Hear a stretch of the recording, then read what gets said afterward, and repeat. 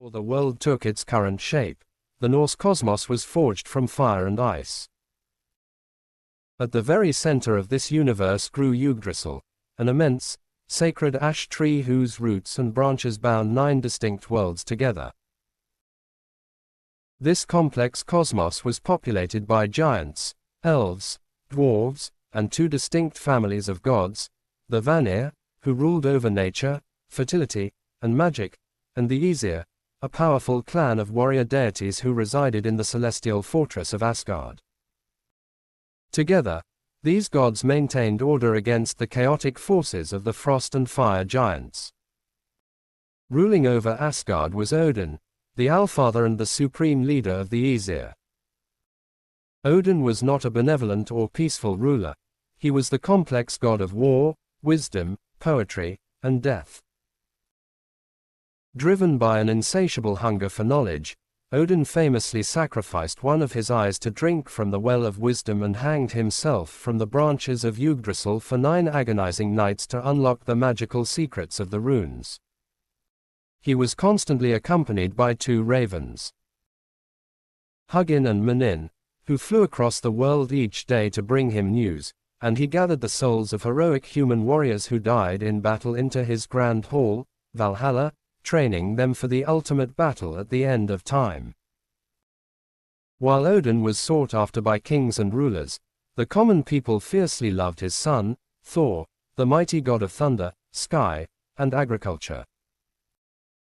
Armed with his legendary short-handled war hammer, Mjolnir, which never missed its target and always returned to his hand, Thor was the ultimate protector of both the gods in Asgard and humans in Midgard. Riding across the heavens in a chariot pulled by 2 roaring goats, Thor used his immense strength to crush the skulls of invading giants, making him the most widely worshipped deity among Viking farmers and warriors alike. Living alongside the Aesir was Loki, a brilliant but dangerous shapeshifter born to giant parents. Loki was not purely evil, but rather a chaotic trickster whose shifting loyalties kept the cosmos in a state of constant tension. Using his ability to transform into animals and change his appearance, Loki frequently got the gods into terrifying trouble, only to use his sharp wit and cunning to save them at the very last second. However, Loki's malice grew darker over time, and he fathered 3 monstrous children who posed an existential threat to the universe: Hel, the ruler of the underworld; Jormungandr, the Midgard serpent that encircled the entire earth; and Fenrir, a colossal, ferocious wolf. The pantheon also included vital deities from the Vanir clan, most notably the twins Freyr and Freya, who came to live in Asgard to seal a peace treaty after a brutal war between the 2 divine families.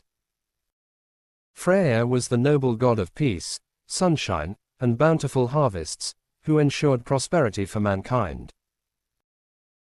His sister, Freya, was the fiercely independent goddess of love, beauty, and fertility, but she was also a formidable warrior who practiced a powerful form of prophetic magic known as Cider. Freya claimed half of all fallen warriors from human battlefields to live in her own heavenly field, standing as a peer to Odin himself. The tragedy of the Norse gods lay in their mortality. Unlike the immortal deities of other ancient mythologies, the Viking gods knew they were destined to die. This doom culminated in Ragnarök, the twilight of the gods. Prefaced by 3 years of relentless, freezing winter, the monstrous children of Loki broke free from their chains, and the giants launched a final, apocalyptic assault on Asgard.